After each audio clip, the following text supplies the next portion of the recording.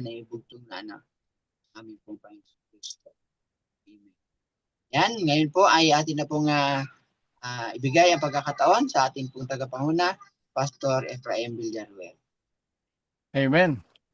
Magandang gabi muli. Part 3 ko. Ayan na, meron na tayong sound. Bago ako mag-umpisa, batiin ulit natin mga kaibigan at mga kapatid, mga kaklase sa pag-aaral ng Word. Si aking partner din yan, kasama sa singing group. Si Brother Novem Tayag, dyan sa Florida. Magandang umaga, Novem.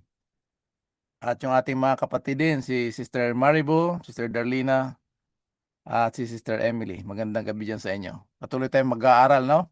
Nandito tayo ngayon sa Daniel's Prayer. Ang Daniel's Prayer kasi, nung nakita niya yung pangitain, hindi niya maintindihan kung bakit ganon kaseryoso tinanggap at inabsorb ni Daniel yung pangitain. Bakit ganon katindi ang epekto sa kanya? Ano? So habang nagsishare ako dito, mag-pray tayo. Napakahalaga mga kapatid. Itong series natin, pauwi ito bakit nangyayari yung gera ng Amerika, atake yung Iran, kung anong mga sitwasyon natin ngayon. Lahat yan nakasulat na dito sa Bible. Walang pangyayari dito sa sanlibutan na hindi siya nakasulat. Lalo na pagdating dito sa Daniel chapter 10 and 11, doon natin maintindihan bakit merong malaking tunggalian. Okay? So, tuloy na tayo ngayon. Daniel chapter 9. Daniel's prayer. Okay? So, lahat tayo magpe-pray. Pag-pray nyo rin ako as the Spirit leads na ma-enlighten tayo. Okay? Ngayon, bago tayo papasok doon, inom muna tayo ng spiritual vitamins na inspiration ng Panginoon. Sabi niya dito, Ellen White, the sacrifice of Christ as an atonement for sin is the great truth which all other truth cluster. Para siyang grapes. Ano? In order to be rightly understood and appreciated.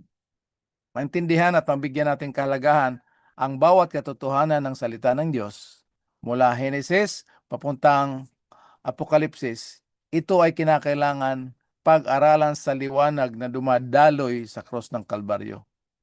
So kahit prophecy siya, dapat naka-context talaga siya sa everlasting gospel. The message and the power of the cross. Gospel Workers, page 315. Sabi niya dito, this is to be the foundation of every discourse given by our ministers. Okay, so yan. Titingnan natin ito. Atras muna tayo sa last verse ng chapter 8. Nung nakita ni Daniel yung vision, anong ang vision ito? Kita niyo na yan, blue, no? Yan yung mare, appearance, sight. Maliit siya na vision. I, Daniel, fainted and was sick for several days. Ginagamit ko ito Amplified Bible Classic Edition kasi madaling intindihin yung English niya.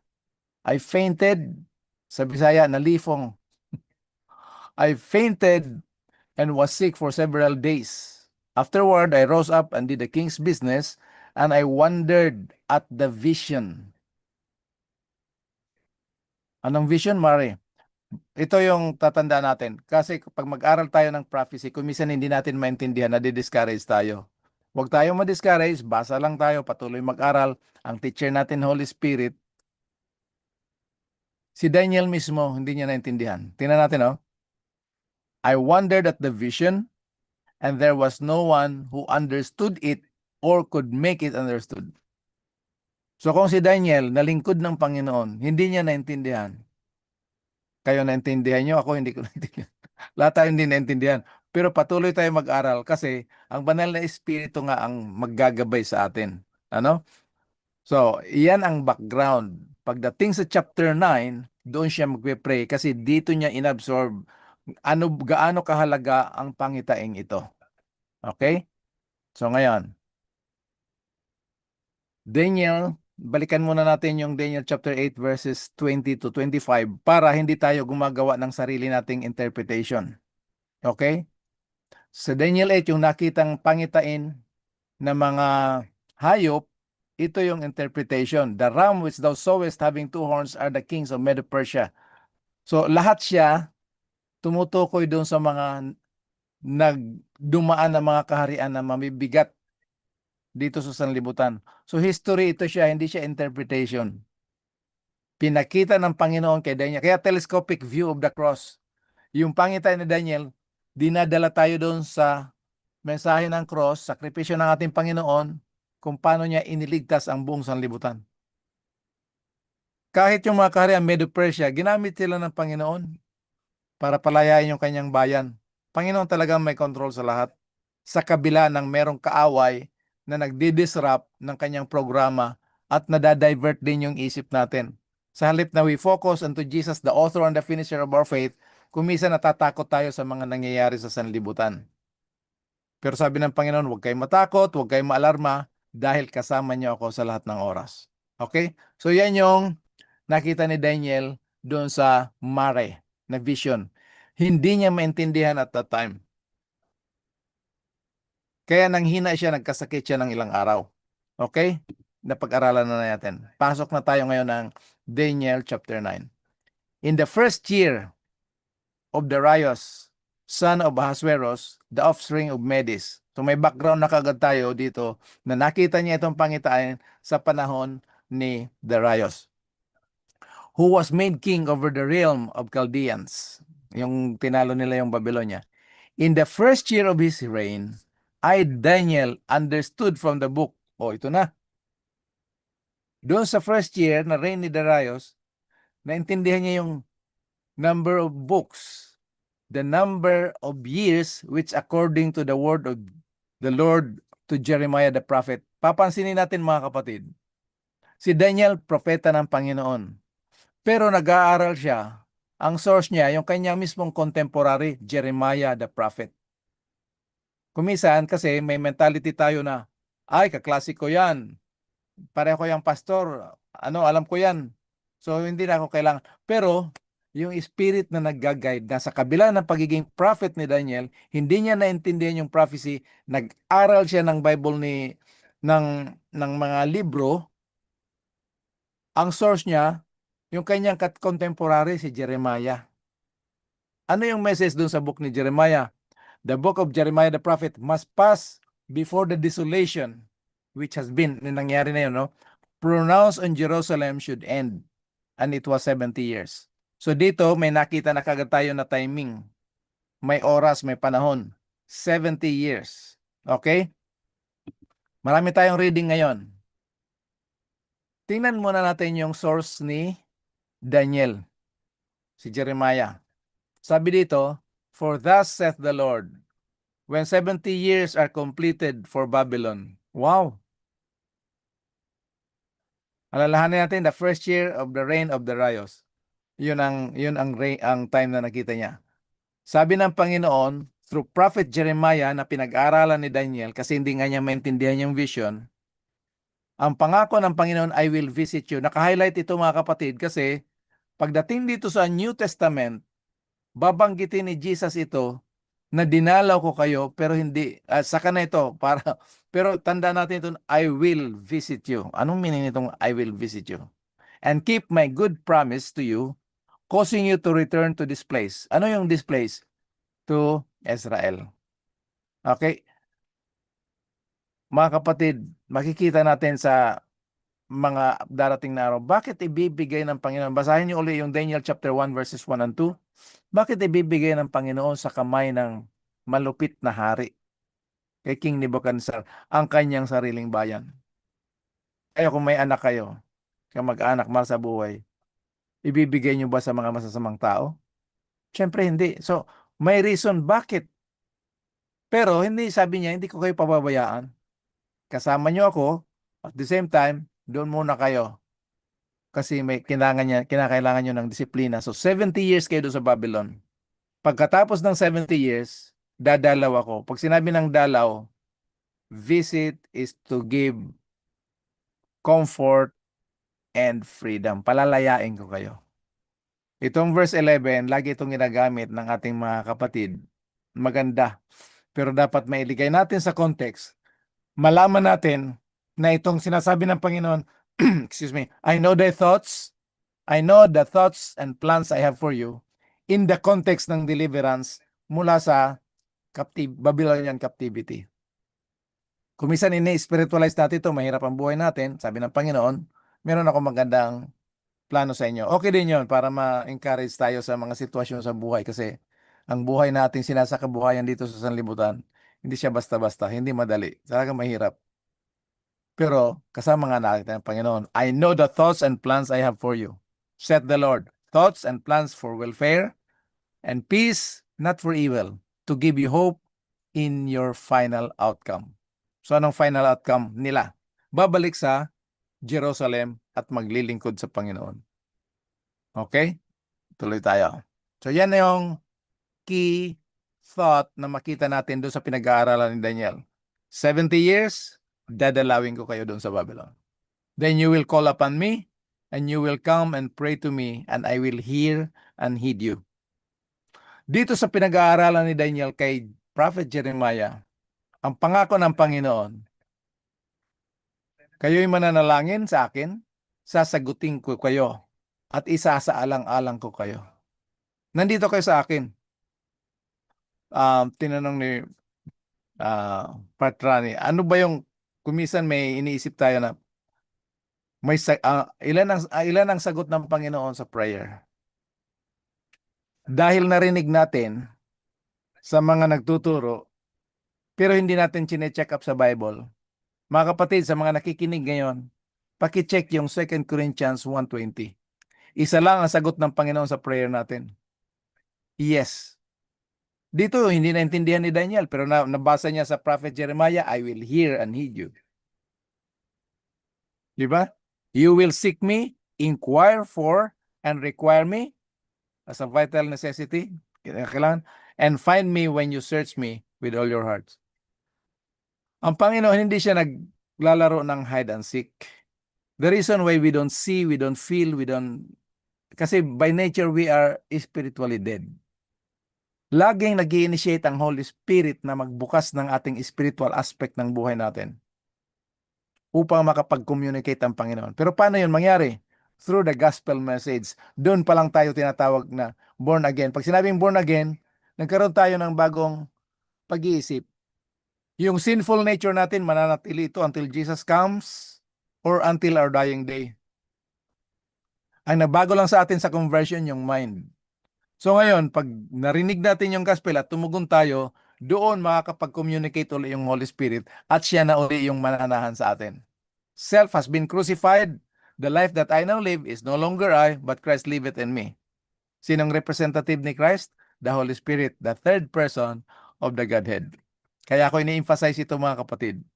Kasi sa loob ng community ng Christians, kahit sa atin Adventist, marami nang naniniwalang ang Holy Spirit ay either hangin o spirit ng Father, spirit ni Jesus. So dalawa lang sila. Ang tawag nila doon, Trinity, yung word na wala talaga sa Bible. Although wala yung Trinity sa Bible, yung concept ng three persons in Godhead, nandyan. Dahil spiritual yan na bagay, hindi yan magko-connect sa human logic and philosophy. It requires or it takes revelation of the Holy Spirit. Okay mga kapatid? Yan, kailangan ma-emphasize natin yan. Tuloy tayo. Verse 14. I will be found by you. Grabe, saith the Lord. Yung lesson natin last week. Paniniwala sa Kanya dahil kung ang pagkakilala ay eternal life, kung kilala natin siya, tinatanggap natin niya yung salita niya as is. I will be found by you, saith the Lord, and I will release you from captivity. Marami tayo, reading muna tayo yung ano natin study ngayon sa Daniel's prayer. Babasahin natin yung prayer ni Daniel at ano ang source ng kanyang prayer. Okay? Nag-pray siya, pero yung pinabasa niya, lahat puro positive. Doon sa prayer niya, hindi niya ma-feel. Parang pinabayaan siya ng Panginoon. Tignan natin ha? Okay. And gather you from all nations and all places to which I have driven you. Kalat sila. Saith the Lord, I will bring you back to the place from which I caused you to be carried away captive. Ito na. Yun ang resources ni Daniel, si Prophet Jeremiah. Dito sa verse 3, sabi niya, I set my face unto the Lord God to seek by prayer and supplications with fasting and sackcloth and ashes. Ito yung ginagawa ni Daniel kasi that time, syempre captive sila. Wala silang lugar o dako o bahay-sambahan para magsamba. So the way they worship God, lalo na sa case ngayon ni Daniel na matatapos na yung 70 years na nakita niya kay Jeremiah, first year of King Darius, matatapos na few years na lang, wala pang aksyon ang Diyos. So inabsorb ni Daniel ito, na serious ito na pangyayari. Wala namang ibang Diyos. Kasi under captivity sila nung panahon pag maggera, kung sino yung bansa na manalo, ang Diyos nila ang makapangyarihan. Ay alam ni Daniel ang katotohanan na wala nang ibang Diyos na makapangyarihan, kundi ang Diyos lamang ng langit na gumawa ng langit at lupa. Naglalang. So talagang mabigat ang problema ni Daniel dito sa pangitain na kanyang nakita. So, still worship by prayer, supplication, with fasting and sackcloth and ashes. Ito na, magpe-pray na si Daniel. Ginuhitan ko ng green ito kasi doon sa next week, pag-aaral natin sa Sunday, yung prayer ni Daniel, madidiscover niya na lahat ng words na ginamit niya, yun ang words ng sagot ng Panginoon sa kanya. Mga kapatid, ang sagot ng Panginoon, hindi wait, hindi no. Puro lang siya yes. Tayo ang gusto kasi natin i-eyeball to eyeball natin ang Panginoon. Pero dapat magpasakop tayo sa kalooban. Si Kristo mismo nagpasakop sa kalooban ng Panginoon sa kabila ng paghihirap. Yun ang gold tried with fire na no-offer ni Jesus Christ sa Laodicean sa atin. Yung kanyang pananampalatayang subok na. Amen? Wow. Ito na. Verse 4, And I prayed unto the Lord my God and made my confession and said, O Lord, great and dreadful God, keeping the commandments. Sa kabila ng hindi niya maintindihan ito o confusion o yung talagang hindi niya maintindihan, ang papuri pa rin niya sa Panginoon ito.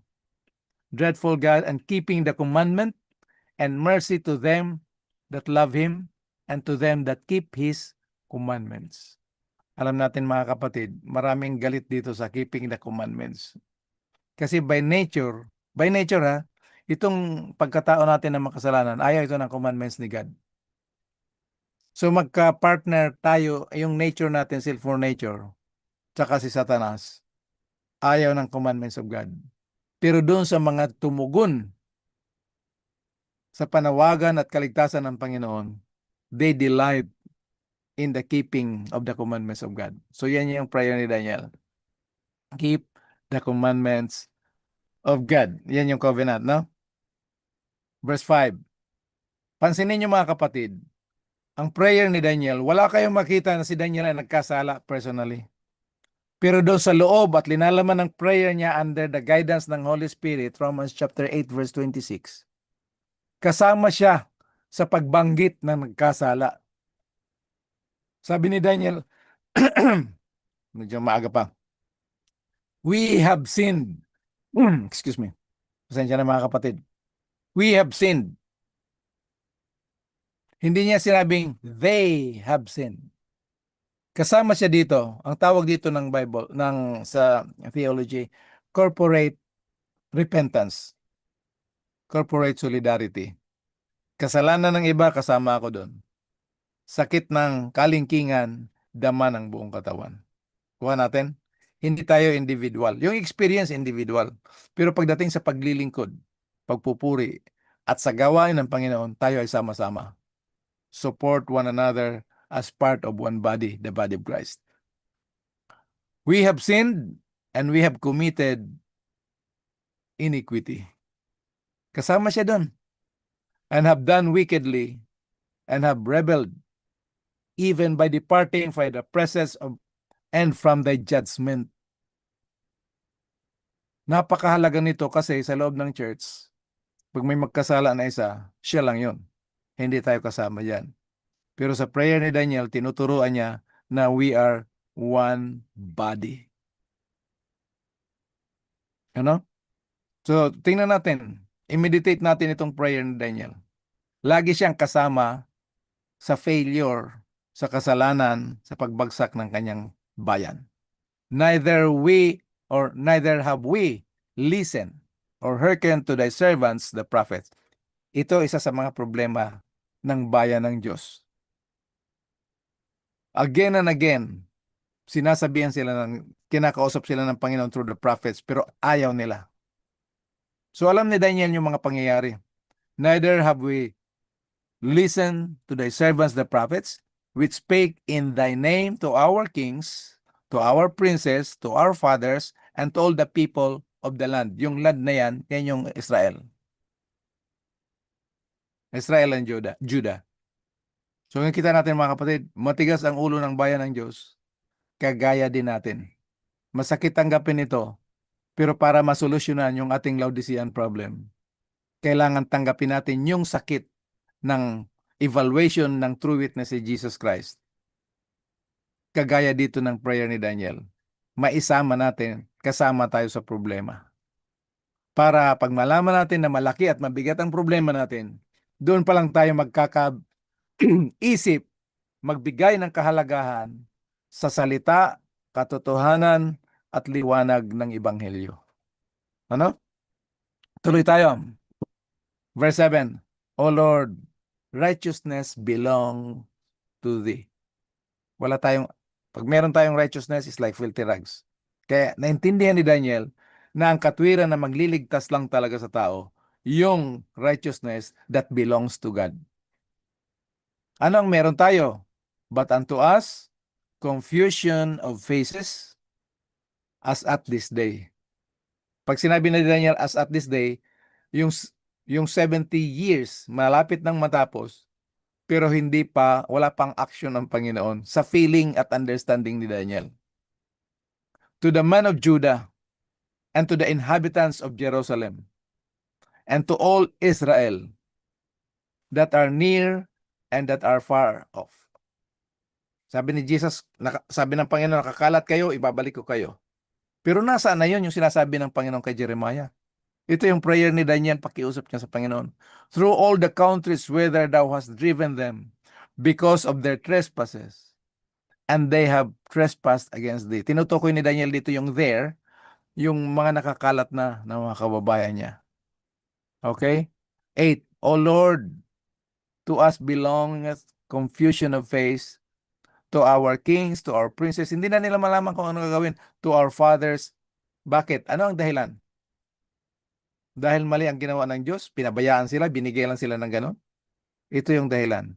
Because we have sinned against thee.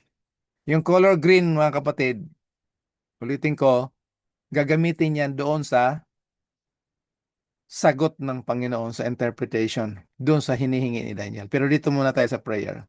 At this moment, samahan natin si Daniel sa kanyang prayer is natin sa mga hindi rin nakakaunawa kung ano ang panukala ng Diyos sa atin sa aktual na pangyayari sa buhay natin ngayon. Mahirapan. Iba-iba yung sitwasyon, iba-iba yung angle ng buhay natin. Pero at the bottom line, lahat tayo nahihirapan ng ating buhay. Ano? Naglilingkod tayo pero behind our minds, meron tayong question. Okay, tuloy tayo. To the Lord our God belongs. Iba yung sa atin. Ang meron lang tayo, confusion of face. Ang meron ng Panginoon, awa, pagpapatawad. To the Lord our God belong mercies and forgiveness sa kabila ng aming pagrebelde, though we have rebelled against Him.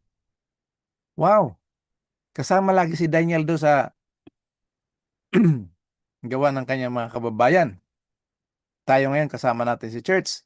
Neither we have obeyed the voice of the Lord thy God to walk in His laws, which He set before us by His servants the prophets. Yes, all Israel has transgressed thy law, even by departing, that they might not obey the voice. Therefore, the curse is poured out upon us, and the oath that is written in the law of Moses, the servant of God, because, anong dahilan? We have sinned against him. Ito yung prayer ng corporate repentance, mga kapatid, na kinakailangan ng Laodicean. Kasi ina-address ng Panginoon yung Laodicean as a church. Pero yung response doon, individual. If any man opens the door. Ano? Okay, tuloy tayo. And he had confirmed his words, which he spake against us, and against our judges that judges us, by bringing upon us a great evil. Mga kapatid, wag nating ilagay na ang Diyos mismo ang nagbibigay. This is the consequences.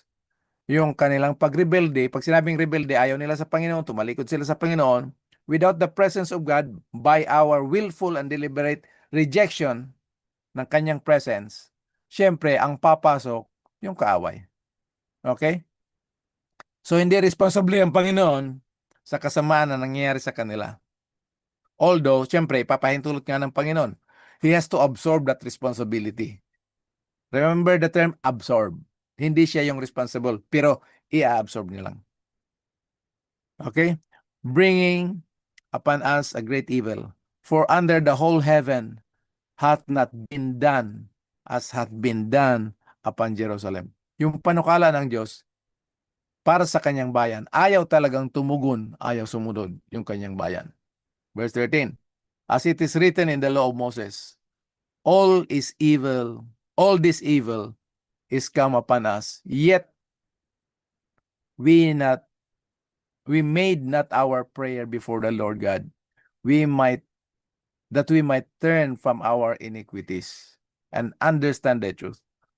Wala talaga, hindi sila nagkonsulta, hindi sila nagsangguni sa Panginoon upang sila ay tumalikod sa kanilang pagiging kasamaan at maintindihan ang katotohanan. Si Daniel na nagpe-pray kasama yung sarili niya, our iniquities.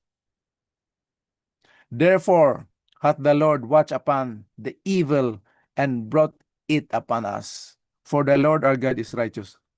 Ngayon mga kapatid, kung matuwid ang Diyos, bakit ibibigay niya itong kasamaan sa kanyang bayan? Ulitin ko, hindi ang Diyos ang responsable sa kasamaan na dumating sa kanila. Ipapahintulot ng Diyos para magising sila. Nakita nyo, ang sabi ni Jesus as true witness sa Laodicean message, as many as I love. Pinapag-aralan natin yan last week, yung lesson natin, Sabbath School lesson. As many as I love, I rebuke and chasten. Una, kakausapin tayo ng Panginoon, sasawayin tayo verbally. Pag hindi tayo makinig verbally, dadalhin niya tayo sa physical. Na maramdaman natin na ang pagdisiplina ng Panginoon ay bunga ng kanyang pag-ibig sa atin na ayaw niya tayong mapahamak. Kasi ang kapahamakan hindi natin nakikita. Ang nakikita lang natin yung sarili nating pag-unawa na we are okay. But in reality, dahil ang Panginoon ay makapangyarihan, all-knowing, alam niya yung future natin is in danger by turning our back from God. Ano? Yung liliko tayo. So mga kapatid, for the Lord our God is righteous in all His works which He doeth. Yun ang Diyos. Sila naman, at the time kay Daniel, for we obeyed not His voice. Kasama siya, we obeyed not. Corporate. Okay? And now, O Lord our God, that has brought thy people forth out of the land of Egypt. Panginoon, ikaw ang nagpalaya sa inyong bayan mula sa bayan lupain ng Ehipto with a mighty hand and has gotten thee renown. As at this day, Panginoon, nagkasala kami at gumawa kami ng kasamaan. Nakita niyo, laging kasama si Daniel. Okay? O Lord, according to all thy righteousness. So yung prayer ni Daniel, based sa righteousness ng Diyos. I beseech thee, nakikiusap ako, let thine anger and thy fury be turned away from thy city, Jerusalem. Tandaan niyo yung mga green ha, thy people, sin, righteousness, thy city, Naka-highlight yung green kasi yung sagot ng prayer ni Daniel. At this time, nagpe-pray si Daniel under the authority or umbrella of God's righteousness. Not in his own understanding na hindi nga niya naintindihan or any feeling from him. Everything is under the umbrella of God's authority. Let thine anger and fury be turned away from thy city, Jerusalem, thy holy mountain. Tanda natin yan mga words dito, no? Because for our sins, nandiyan yung our sins, we have sinned. And for the iniquities of our fathers. Jerusalem and thy people are become a reproach to all that are about us. 17. Now therefore, O God, our Father, now therefore, our God, hear our prayer, or hear the prayer of the servant and his supplications, and cause thy face to shine upon the sanctuary that is desolate. Oh, importante na naman to green. Sanctuary that is desolate. Tahanan ng Diyos. The temple. Para sa kanino ito? For the Lord's sake. Ang prayer ni Daniel, Panginoon, hindi ito para sa akin o para sa amin na bilang mga alipin. Pero hinihingi ko yung katotohanan at realidad nung ipinangako mo through Prophet Jeremiah. Ito yung content ng prayer ni Daniel. 18. Oh my God, incline thine ear and hear, open thine eyes and behold our desolation and the city. Kung titingnan mo yung prayer ni Daniel, parang hinahanapan niya ang Diyos. Ano? Pero sa sitwasyon mga kapatid, sa reality ng sitwasyon natin, pag dumating yung hirap sa buhay natin, mag-aaway yung ating feeling tsaka yung ating pananampalataya. Walang ibang mag-aaway dyan kung hindi nandyan yan mangyayari sa sarili mo. Yung feeling natin, no? Yung feeling natin, parang wala yata ang Diyos. Yan ang nangyari kay Jesus doon sa cross. Sabi niya, Father, Father, why hast thou forsaken me? Yun ang human nature na kanyang tinaglay.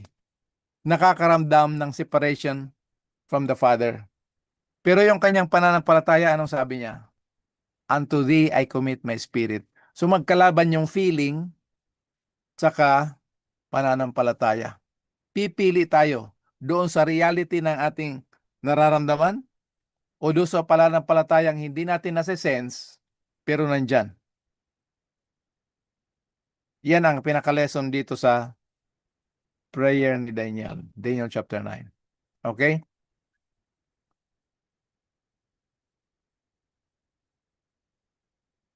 And the city which is called by thy name, for we do not present our supplications before thee for our righteousness, but for thy great mercies. O Lord, hear. O Lord, forgive. O Lord, listen and do. Huwag kang magbago. For thine own sake. Oh my God, for the city, thy city and the people are called by thy name. Itong thy name, napakahalaga niyan. Hindi yan identity na pangalan ng Diyos. Iba ang meaning niyan sa original. Okay? So binabasa lang natin ito, kukunan natin ng lesson, pero yung mga highlights ng coloring dyan, yan ang tatandaan natin. Okay? Verse 20. Ito na. And while I was speaking and praying and confessing my sin and the sin of my people, grabe no? Israel, and presenting my supplication before the Lord my God for thy holy mountain of God. Yes, 21. I was speaking in prayer, even the man Gabriel. Nakita niya pa, tao, pero actually yung Gabriel, siyempre, angel yon, messenger of God. Even the man whom I had seen in the vision. Ano yung vision na nakita niya? Sa chapter 8, verses 1 and 2? Hadson, malaking pangitain. Okay? Pag may nandyan yung mga computer nyo, tingnan nyo yung Daniel chapter 9, verse 21. Yung word na vision dyan sa Hebrew. Yan yung Hadson. Whom I had seen in the vision at the beginning. Ano yung beginning? Chapter 8, verses 1 and 2. Tingnan nyo doon, ha? Being caused to fly swiftly. Ang bilis. Touch me about the time of evening oblation. Yung evening oblation, yan yung time nila ng worship. Doon sa sanctuary, diyan sila mag-o-offer. Okay, doon sa sanctuary service kay Moses, yung evening oblation, yan yung time ng offering.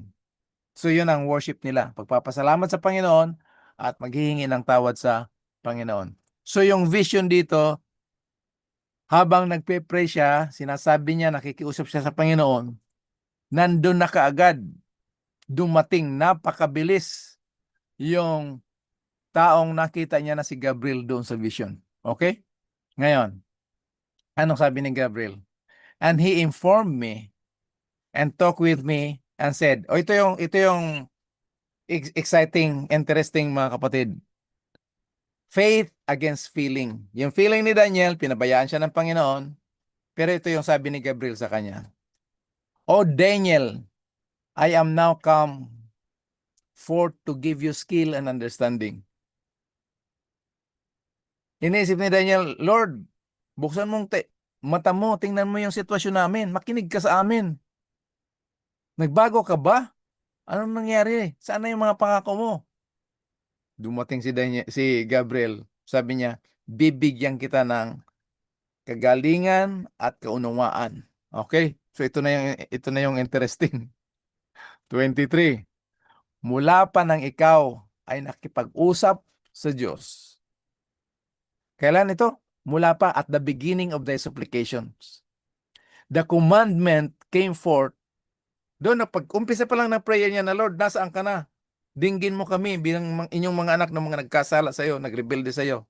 Sabi ni Gabriel, mula pa lang nang ikaw ay makipag-usap sa Panginoon, yung utos ay dumating na sa akin. Kaya nandito ako ngayon, nagpakita sa iyo. Bakit? For thou art greatly beloved. Mga kapatid, tanggapin natin ito personally ngayon. You are greatly beloved. Pag mag-pray kayo, tanggapin natin, ang prayer natin ngayon is always prayer of thanksgiving. Pag may chance kayo, tingnan nyo, Daniel chapter 6, verse 10. Nung nalaman ni Daniel na itatapon siya sa layon dahil hindi siya sumunod doon sa bagong utos na sinulat ng mga inggit, sarili mong kasama sa trabaho may inggit sa'yo, ipapatapong ka sa layon para pag namatay ka na, sila yung mag-take over ng posisyon mo. So wag tayong magtakad dyan sa mga ganyan, mga kapatid. Wag tayong magalit, wag tayong mag-react. Ipasa Diyos natin. Anong prayer ni Daniel doon? Ang prayer ni Daniel, thanksgiving. Hindi siya nag-pray na, Lord, wag mo naman ipahintulot na itapon ako sa layon. Ganon din si Sadrach, Mesach, Abednego. Lord, masusunog kami pag hindi nag-worship kami sa iyo tapos papasunog mo kami. Wala sila. Sabi nila kay King Nebuchadnezzar, kung yan ang gusto mo, gawin mo. Pero kahit kami mamatay o hindi mo kami iligtas ng Diyos, hindi kami sasamba. Tinapon sila sa apoy. Ilan sila? 3. Ilan ang nakita ni King Nebuchadnezzar? Yun ang first encounter ni King Nebuchadnezzar na nagbinigay ng Holy Spirit kasi walang nag-Bible study sa kanya na meron palang Son si God. The fourth one looks like the Son of God. Sino magbibigay sa pangitain na yun? Exciting mga kapatid, ano? Ibang klase talaga itong Diyos na pinaglilingkuran natin, na siyang naglalang sa atin, nahulog tayo sa kasalanan, iniligtas niya tayo, binibigyan niya tayo ng GPS, yung guide, God's plan of salvation, through Prophet Daniel. Itong prophecy ni Daniel, no? At the beginning of the supplication, the commandment came forth, and I come to show thee. Why? For thou art greatly beloved. Tandaan mo, Daniel, ikaw ay mahal na mahal. Sa makatuwid, ito ang gagawin mo. Understand the vision and the matter and consider the vision. Anong vision yan? Yung blue. Siyempre, mare. Doon sa mga ngayon lang nakapakinig, tingnan nyo yung Daniel chapter 8 verses 1 and 2, yung word na vision doon, tsaka verse 26. Doon sa verses 1 and 2 ng Daniel 8, Kadson, malaking vision yun. Doon sa Kadson, kasama doon yung mare sa chapter 8 verse 26. Paki-check nyo dyan para hindi tayo gumagawa ng sarili nating interpretation. Oy, nandito yung ating isang kaklase, si Pastor Nick Estrera. Good evening, Pastor Epi. At sa lahat ng mga nakikinig. Amen. Praise God. Okay? So yan. Ngayon, titingnan natin, dahil mag-aalas 9 na dyan sa Pilipinas, yung last part ng, ng sabi ni Gabriel. At the beginning, verse 23 na tayo ngayon, no? At the beginning of thy supplications, a commandment came forth, and I come to show thee, for thou art greatly beloved. Therefore, understand the matter and consider the vision. What vision? Mare. Ngayon, ang interesting dito, doon sa vision na Mare, yung blue, inexplain ka agad dito sa verse 24, yung vision na yon, yung Mare, yung pala yung 70 weeks. So 70 weeks are determined upon thy people and upon thy holy city. Nakita nyo, yung prayer ni Daniel, nandiyan kaagad ang sagot. Kaya pag mag-pray tayo sa Panginoon, hindi yung ang sagot ng Panginoon, tatlo, yes, no, wait. Isa lang ang sagot ng Panginoon, yes. Kaya lang, bilang mga spiritually dead by nature, hindi kaagad natin yan ma-feel, maintindihan. Tapos by nature, lagi tayo nagmamadali. Hindi kailangan natin magpasakop kung anong kalooban ng Panginoon. Amen? Yan. Para hindi tayo ma-stress o ma-depress. Okay. So yung mare na vision sa loob ng Kazon, that is 70 weeks. 70 weeks are determined upon thy people. Saan nyo nakita yung 70 weeks? Doon sa resources ni Daniel mula kay Prophet Jeremiah. Pagkatapos ng 70 weeks, dadalawin ko kayo at palalayain ko kayo. Remember, ang problema ni Daniel ngayon, matatapos na yung 70 weeks na sinasabi ng Diyos kay Jeremiah, pero wala pang action ng Diyos. Yung word na determined, 70 weeks are determined, actually is decreed. Sa original, katak. Katak. Ibig sabihin, puputol-putulin, ida-dissect, or i-divide. So, sa last part ng ating study ngayon, ayan verse 23, yung vision, hahati-hatiin, 70 weeks are determined upon thy people. So, ito yung 70 weeks.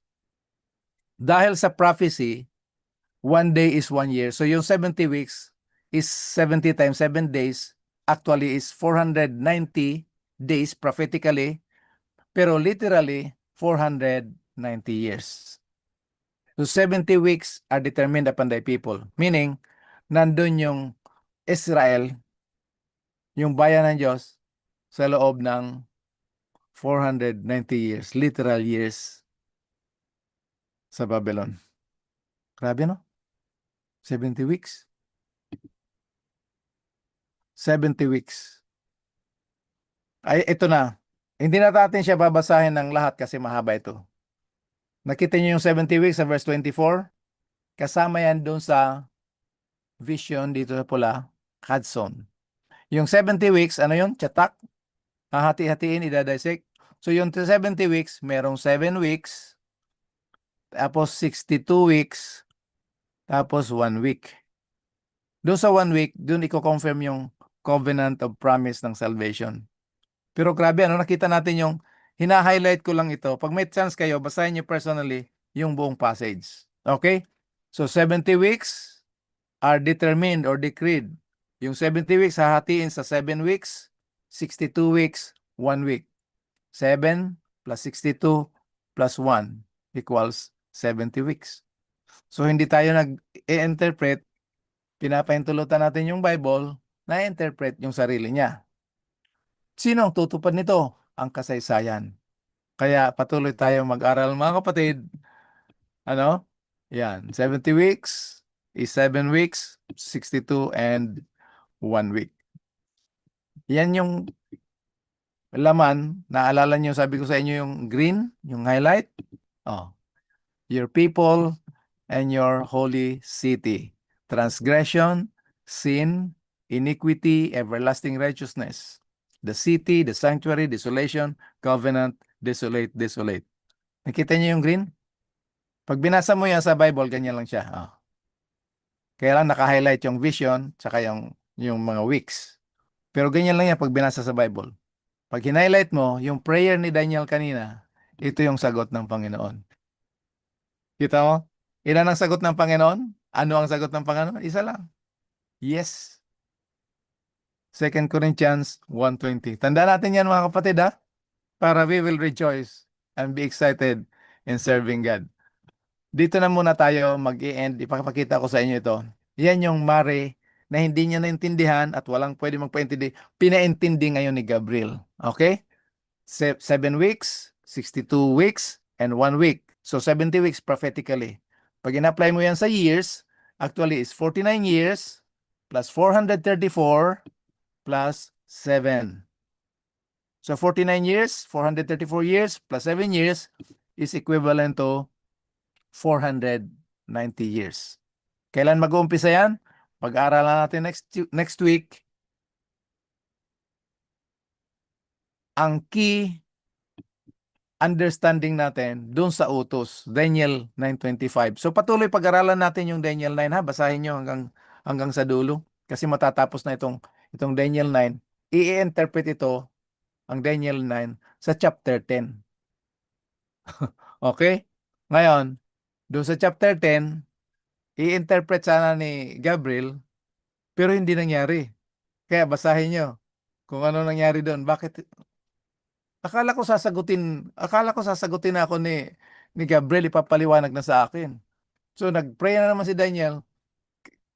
Akala ko sasagutin na talaga. Walang sagot. Malalaman nyo daw sa Daniel chapter 10. So basahin muna natin to. Bakit nag-umpisa tayo? Saan mag-uumpisa itong 70 weeks are determined upon thy people? Ito yung keynote or landmark kung saan tayo mag-uumpisa ng pagbilang ng panahon na ito. Know ye therefore and understand. Si Gabriel ito nagsasalita kay Daniel. Alamin mo at unawain mo that from the going forth of the command or the commandment, anong commandment? To restore and build Jerusalem. So doon mag-uumpisa. May command to build Jerusalem, the temple and Jerusalem or the city, unto Messiah the Prince shall be 7 weeks.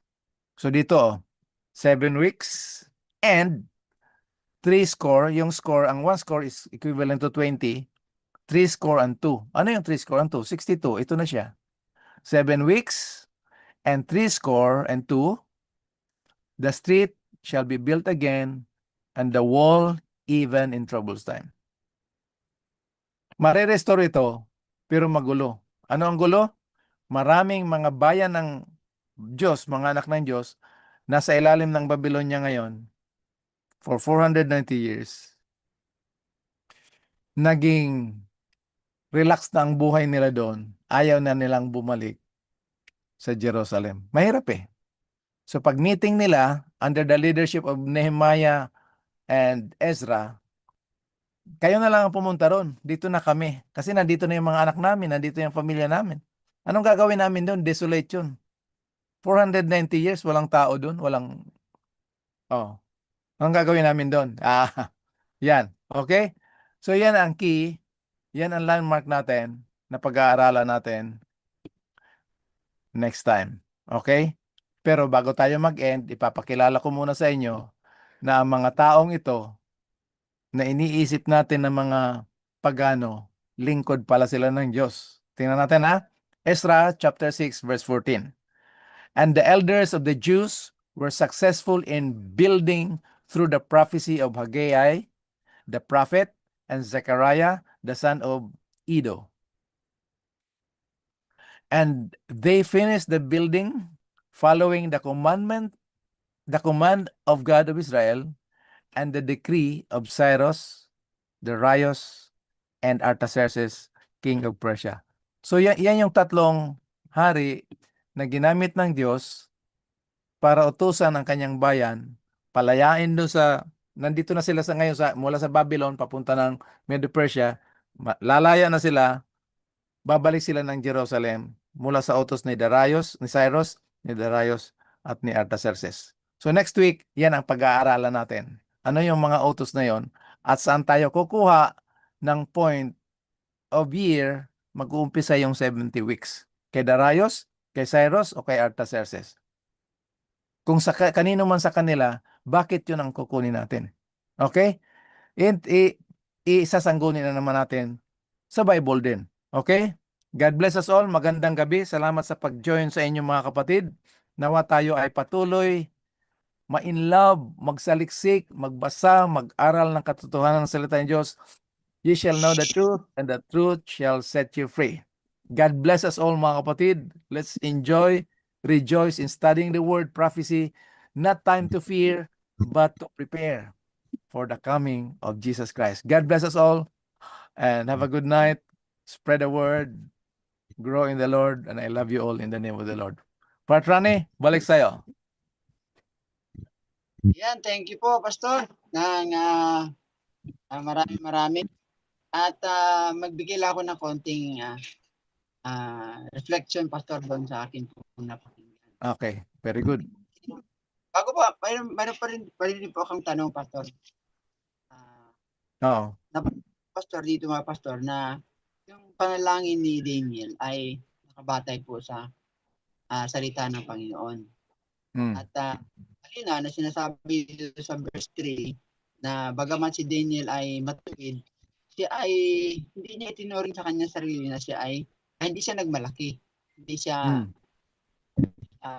hindi niya tinaas ang kanyang sarili bagkus sinasabi po doon sa isang talata kanina sa verse 5 na isinama niya yung kanyang sarili doon sa kasalanan ng lahat. Sabi mo pa nga po kanina ay ito po ay corporate solidarity.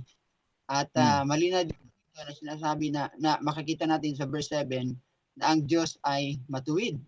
Ang Diyos ay matuwid at ang tao ay talagang makasalanan.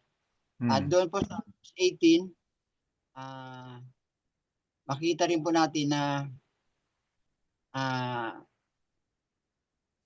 hindi tayo lumalapit sa Diyos dahil tayo ay mabuti, kundi tayo ay lumalapit sa Diyos dahil alam natin na ang Diyos ay maawain.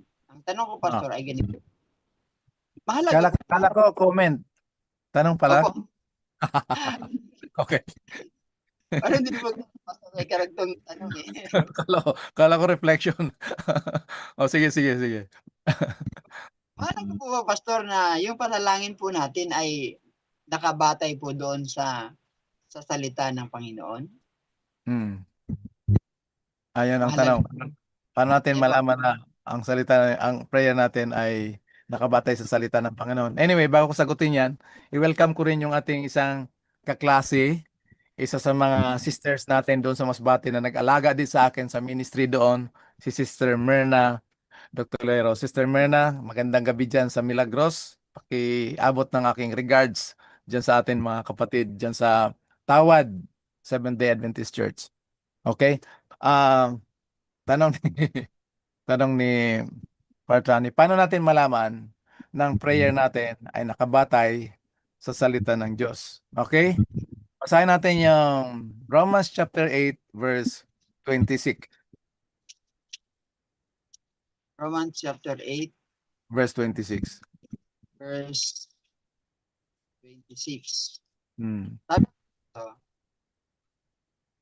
At ang nakasisiyasat ng mga puso ay nakakaalam kung ano ang kaisipan ng Espiritu, sapagkat siya ang namagitan dahil sa mga banal alinsunod sa kalooban ng Diyos. Siya ang ano? Namamagitan? Namamagitan dahil sa mga banal alinsunod sa kalooban ng Diyos. Kalooban ng Diyos. Ano yung kalooban ng Diyos? Paano natin malaman yung kalooban ng Diyos? Doon sa nakasulat. Pero parang kulang pa yun . Kompleto ba yung binasa mo? 27 po ba yan? 26. 26. At gayon din naman, ang Espiritu ay tumutulong sa ating mga kahinaan sapagkat hindi marunong manalangin ng nararapat. Ano meron tayo? Hindi tayo marunong manalangin ng nararapat. Tapos? Ngunit ang Espiritu rin ang namamagitan dahil sa atin ng mga hibik na hindi maisa-isay sa pananalita. So, sino magagabay sa atin pag pray natin? Kasi hindi tayo marunong pray. Ang Holy Spirit. So doon natin malaman na yung prayer natin nakaugnay sa salita ng Diyos. Pagdating mo sa 27, doon mo na malaman na, yung pala yun. Ibibigay din ng Holy Spirit sang-ayon sa kalooban ng Panginoon. Kaya yung prayer ni Daniel dito, bakit kanya sa sinabi ng Diyos kay Prophet Jeremiah? Mm. Di ba? Kaya masarap, masaya, mag-aral ng salita ng Panginoon. Para siyang puzzle. Yung puzzle na ilalagay-lagay mo, hindi mo kagad makuha eh. Pero pag nakuha mo na ano ng feeling. Wow, si Daniel ganun ang nangyari sa kanya. Hindi niya naunawaan, walang pwede magpaunawa. Pero ngayon pinapaunawa na ni Gabriel. So kung paano ipaunawa ni Gabriel kay Daniel at maunawaan niya, yun din ang mangyayari sa atin habang tayo ay patuloy mag-aaral ng propesiya. Ayan. Amen? Oh, Follow-up question, Pastor. go ahead. Yung panalangin ba natin o yung mahalaga ba na ang layunin ng panalangin natin ay para sa kaluwalhatian ng Diyos? Yun ang sinabi ni yun ang sinabi ni Daniel na for your sake. Pag sinabing for your sake, everything is for God's glory according to His will. Di ba? Yan ang turo ng ating Panginoon. This is how you pray. Yung Matthew chapter 6 verses 9 to 10, hindi yun the Lord's Prayer. Tinuturo ni Jesus kung paano tayo manalangin. This is how you pray. Our Father which art in heaven, hallowed be thy name, or honor, glorify your name. Thy kingdom come, mangyari. Parating yung kalooban, mangyari ang iyong kalooban. So yung prayer natin, laging nakasubmit sa kalooban ng Panginoon. Pero nung pumasok itong, dahil hindi nga tayo marunong manalangin, lahat ng prayer natin sa Panginoon, puro for Our glory. for self-glory or for benefit ng sarili. Ano? Mm. Lord, tulungan mo pag dumating yung bagyo. Lord, tanggalin mo naman yung bagyo. Puro tayo uutos sa Panginoon. Tapos pag hindi mangyari, sisisihin natin ang Panginoon. Kaya isa lang ang sagot ng Panginoon. Pag may marinig kayo na mag-preach na 3 ang sagot ng Panginoon, tapos magbabatay doon sa experience nila. Kasi nag-pray ako 16 years bago dininig ni Lord. So wait pala yon. Binibilang natin ayon sa ating oras. Kaya ang sagot ni Lord, wait. Para siyang totoo. Pero hindi totoo kasi isa lang ang sagot ng Bible. Pag manalangin ka, didinggin ka talaga ng Panginoon. You will pray, you will call unto me, and I will answer thee. Yun lang. Ano ang answer? Yes. Ang balakid lang sa hindi masasagot ng panalangin ng Panginoon ay yung ating unbelief. Nag-pray ka, humingi ka sa Panginoon, pero duda ka, didingin kaya ako ni Lord, makasalanan kasi ako eh. Tapos gagamit ka na ng prayer ng kay James na dinidinig ng Panginoon ang panalangin ng mga matuwid. Sinong matuwid? Walang matuwid kahit isa. So yung katwiran na yon, katwiran ng ating Panginoon Hesus. So when we pray in the name of Jesus. In His authority, in His righteousness. Ayun. Pasok yung yes ni Lord sa'yo. Tatalon-talon ka, you will rejoice. Yes, dininig ni Lord ang aking panalangin. Oh. Ganun lang. Di ba? Kaya sa ating mga kapatid, purihin ang Panginoon. Pag na-bless tayo mga kapatid, share natin to. Pag-aralan nyo rin. Sariling pag-aaral, reviewin nyo ito. Kasi hindi to madali na pag-aaral kasi hindi natin lagi naririnig. Ang naririnig natin lagi, mga kapatid, magpakatapat lang tayo sa Panginoon. Puro tayo ang gagawa para sa Panginoon. Para magkautang ang loob ang Panginoon. Lord, may utang ka sa amin ngayon. Ano naman yung sa amin? Pero ipag-pray natin ang bawat isa, no? Na dahil ang Panginoon ay patuloy na gagabay sa atin through the Holy Spirit. Patrani, balik sa'yo. Napahaba na naman ako. Thank you, Pastor. Bago pa tayo mag-end, Pastor, nais ko po lang i-recognize yung ating po mga nakasama po dito. Maraming salamat po natin nakasama si Sister Noven Tayag. Ganon din si Father Roberto Herona. Meron po siyang comment